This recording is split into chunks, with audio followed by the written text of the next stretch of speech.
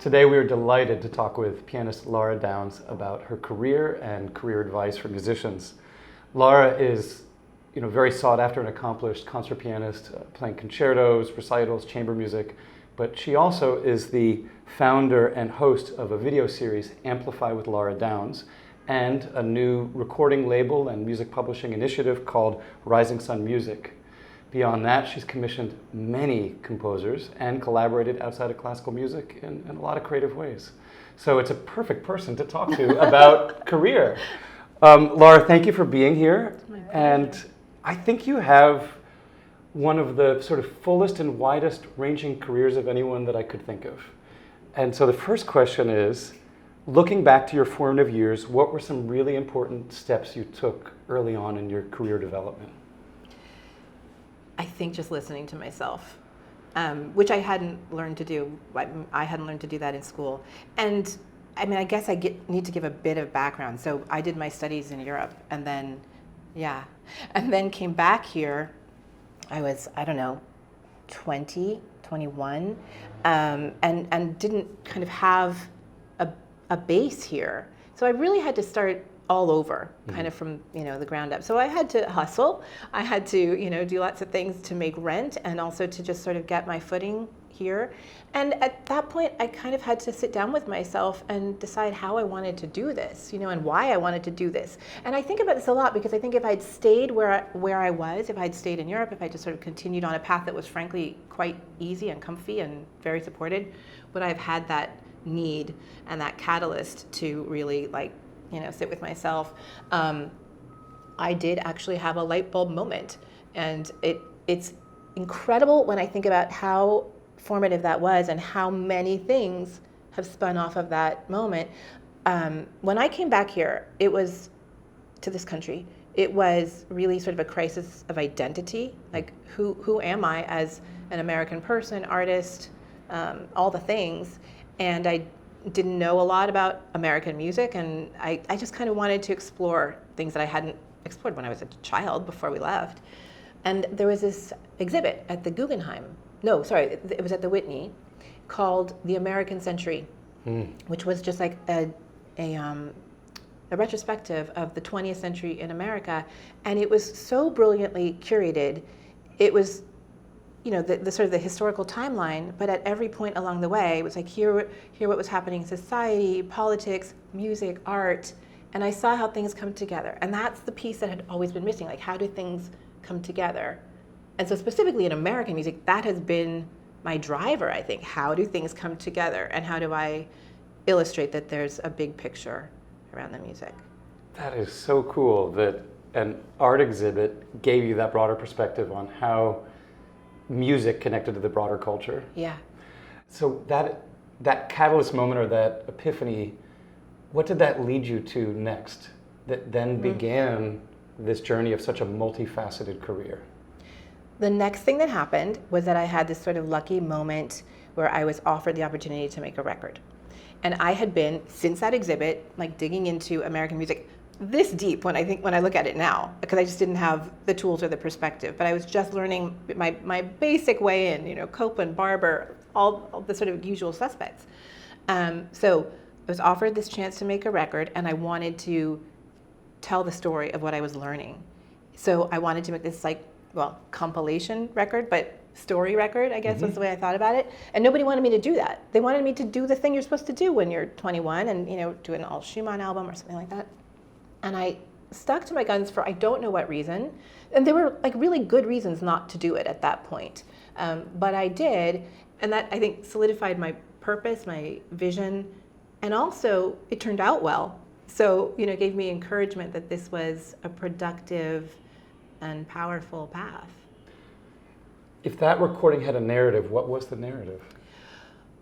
That's such a good question, and I don't even know anymore because it feels so far in the past, and there's so many layers of information and knowledge and understanding that I have on top of it. But I guess what it was an initial attempt to illustrate what America sounds like and why. There was Roy Harris on there with the folk songs, and Copland playing with the blues.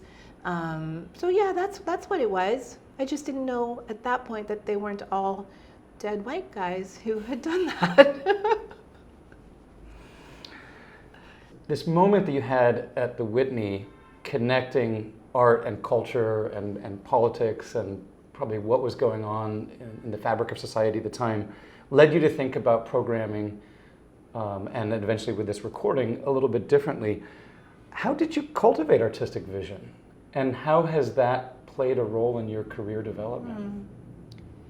I mean, I think I've just learned by doing. So after the record and after, this sort of initial beginning of a mission, I started doing these things. Again, nobody really knew what to call them. Were they lecture recitals? I hope not. That sounds awful. But they were just music and talk. I don't know. I still maybe don't know what to call them. But it's funny, sometimes I will come across my notes. And I was like doing multiple things at the same time. I was learning on my feet because I didn't know this stuff. And then I was writing way more than I needed to. This was like dense, more information. But I think that as I was learning, I was broadening my scope, and I was learning the craft of doing this. And I remember the first time I did one of these was actually at the University of California at Davis, before they built their Performing Arts Center. I was in a classroom, and it was this free lunchtime concert. And people literally sat in classroom chairs, and so I thought, well, we're in a classroom, so I need to make this really not seem like a class, And so then I think I started thinking about, well, how do you tell these stories in a really engaging, emotionally compelling way? I don't want to lecture anyone. I just want to invite them into this music and give them the same experience that I had at that museum to understand, how things live together.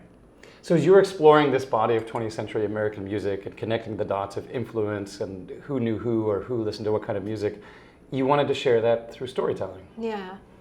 And that early on became a main sort of thrust of how you were going to bring music to the people you were playing for. And what's funny about that is that I think about my very, very first piano teacher when I was 4, who had this kind of unique approach to teaching very, very little kids. And that involved no method books, but like, here's the little Bartok and the little box that you can get your fingers around, and here's the story. Here's the story behind this Bartok folk song. Here's the text that, and so that idea of story was deeply embedded, and that too is extraordinary to me that, it planted a seed.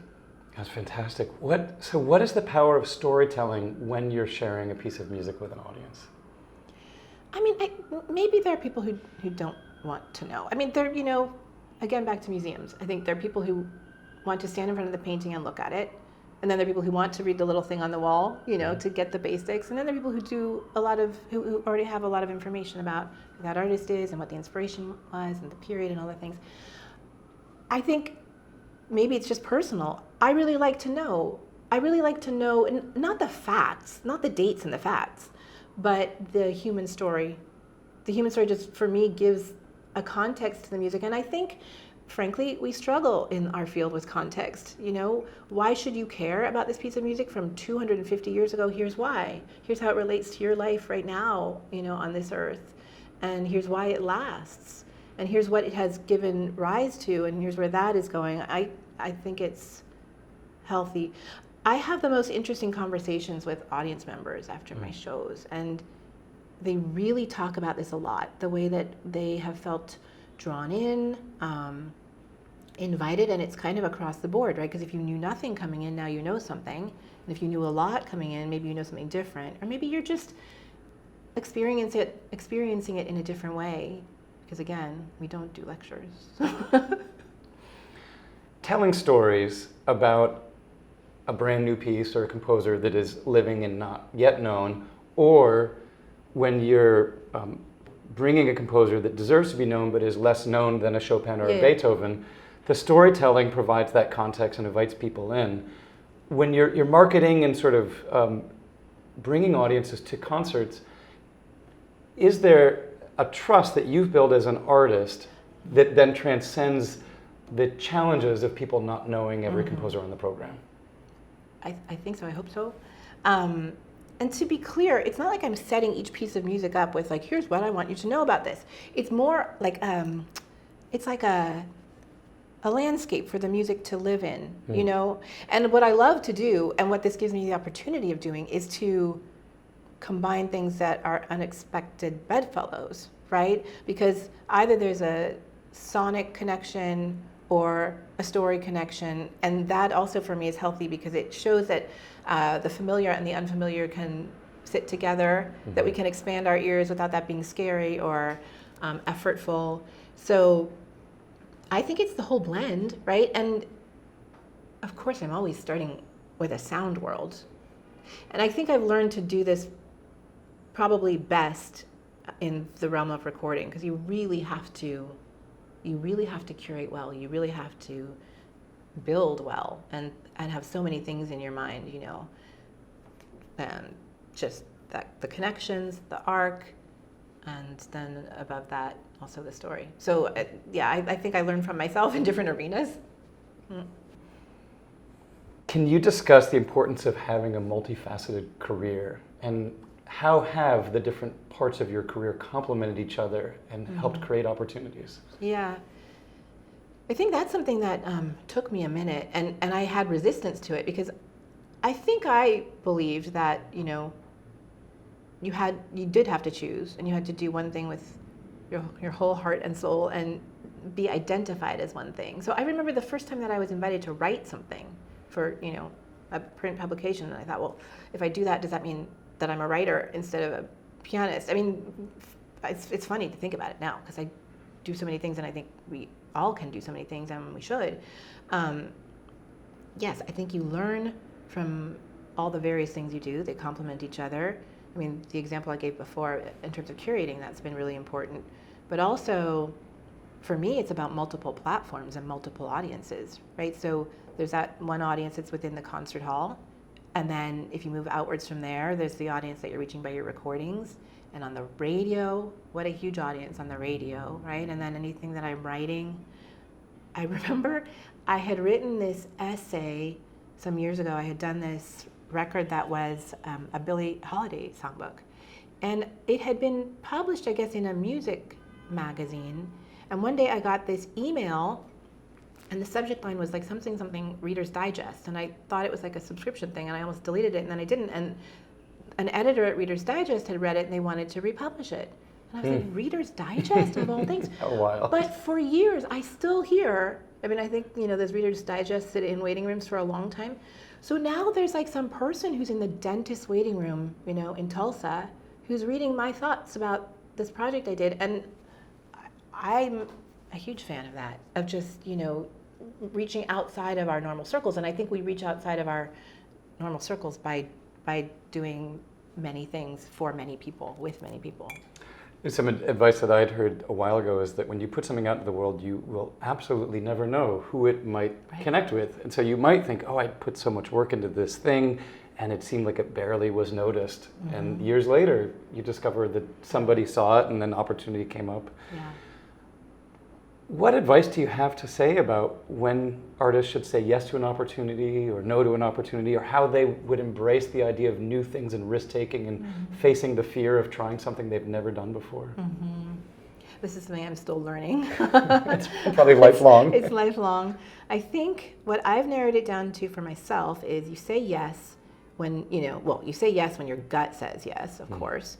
You say yes when you think it's something that maybe you need to push yourself to do, but it's something that you want to learn, like it's a direction in which you want to expand. I think we have to monitor our anxiety levels. And if we say yes because we think we should, but it's really something that's terrifying and that's, you know, keeping you awake at night, maybe that wasn't a good yes. I really like to do diverse things for diverse reasons. But I guess I would say it's instinct, and to trust your instincts is really important when it comes to that. Could you share some insight into managing the business side of your activity? You know, what advice do you have for artists about all of those things? Yeah, you know, sometimes I get scared that we're talking so much about entrepreneurship and innovation in the business of music, because we're not all good at everything, you know. But I have learned how to do most everything.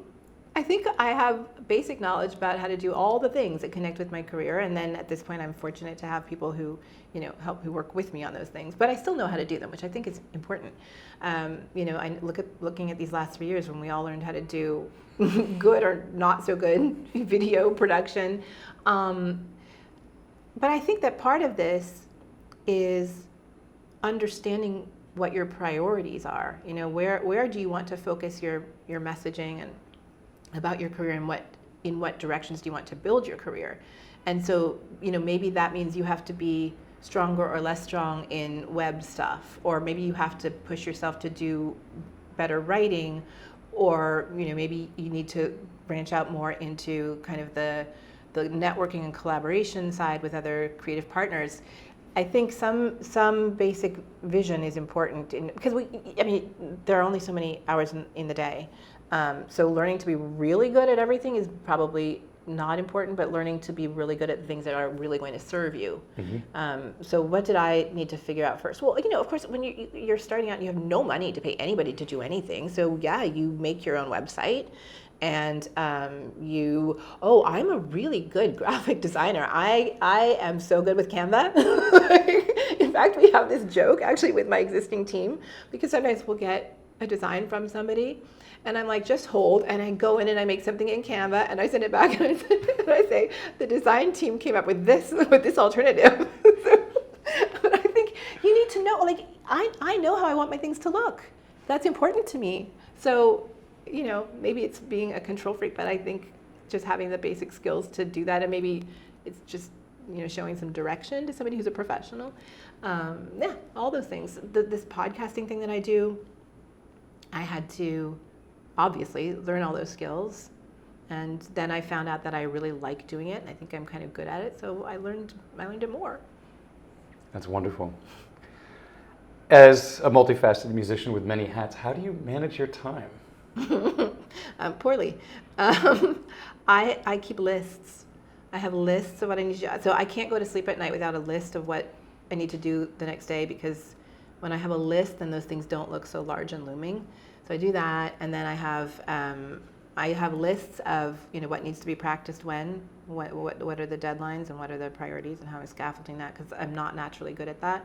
I have lists of what I need to pack. I need to see everything on paper, and then I have to push myself to take time off. I have an overactive brain, maybe. So I just this summer, I had a festival in Portugal at the beginning of August, and then tacked on 4 days off after that.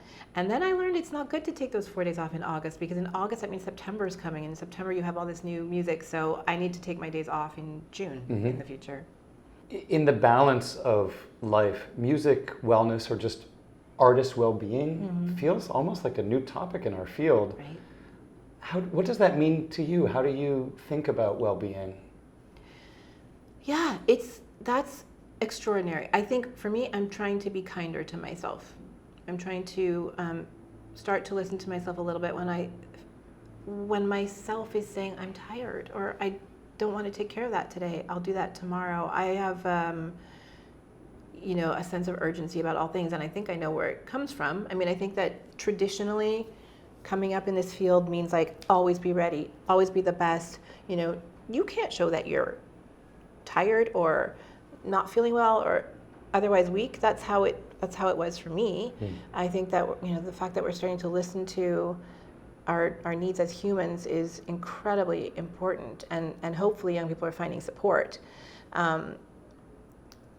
It was funny. I was saying earlier, one of the recent conversations I had for the NPR show for Amplify, we were talking about questions of trauma and identity and kind of survival and things like this. And there was a cranky person who left a comment on YouTube that basically said, that's your business. I don't want to hear about this. What about the music?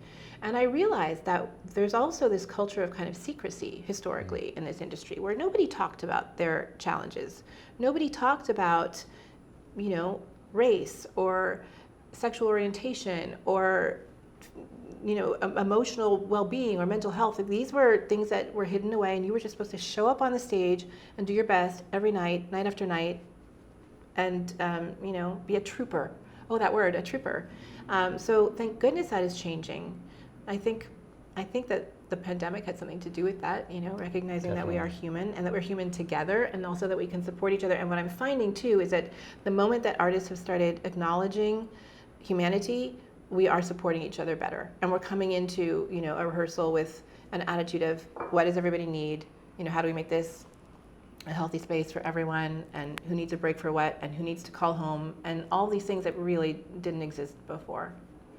I would imagine that young musicians actually still feel that tension as a very big weight, that there still is the idea that you're supposed to always be ready, always, if you have any problems, whether it's a physical problem or you need time off, or that as a young person you can't afford to show that. No.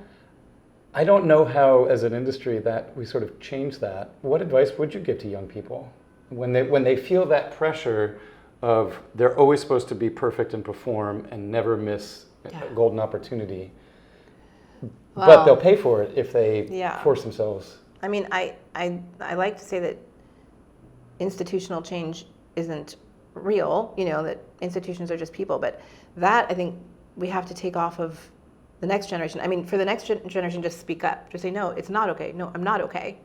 No, I don't want to do that. I can't do that right now. And hopefully there's not a price to pay. But I think leaders in every area of this industry really have to be cognizant of that. And I do think that's something that's changing fast. I mean, look, I remember as a child, this also existed at home. If I felt bad about something, if I felt sad after not getting, some audition I wanted, my mom was hard on me. Don't cry about that. It's, you get up and you do it again. You do it again, tomorrow. And that's not okay. You should feel sad if you want to feel sad.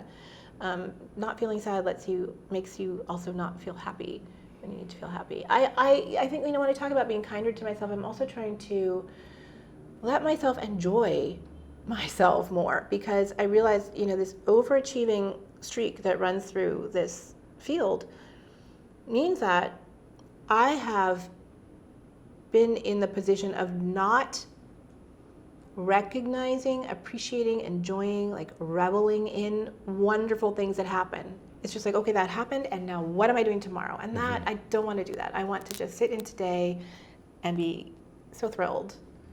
And then, maybe tomorrow I take a nap. So related to the things we've just been talking about, what are challenges you've encountered in your career or in your life? How have you overcome them? Nothing. It's been smooth sailing. Okay. I've had, the challenge for me has been convincing people to get it about what I wanted to do. Because I do a weird thing. I've always done, this weird thing. So at every step along the way, that has meant convincing someone or someone's to honestly let me do it. From that first record that I was talking about, where I had to insist, no, I want to make this American music record. And I don't remember how I did that, but look at all of the music that I've been championing that until 5 minutes ago nobody really cared about it. So that's been a combination of learning how to be convincing and compelling, and I guess, that's maybe part of where the storytelling comes from, because you have to have a good story to tell about something that nobody knows and nobody thinks they're interested in. I don't know. So for me, that challenge has also been the privilege, right? Whenever you're charting a new path, it's, you got to whack the bushes on your way.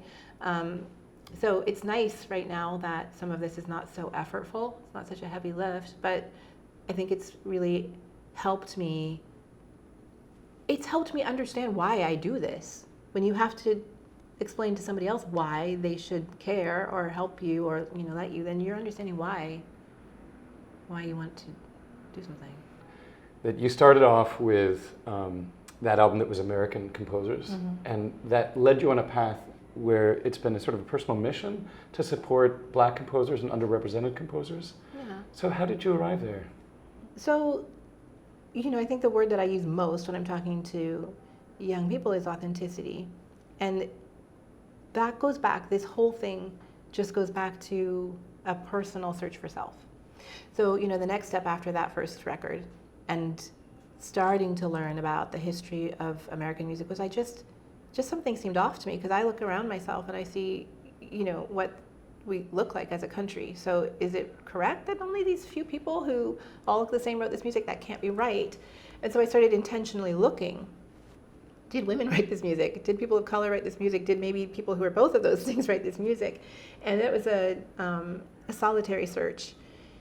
And one of the first things that happened was I found this compilation of a music book in a library called 100 Years of Music by Black American Women Composers. I don't know, it was a very, unwieldy title. Also, it was 100 years, and there were like 12 pieces of music in the book, Okay. But in that book was the first Fantasy Negre by Florence Price.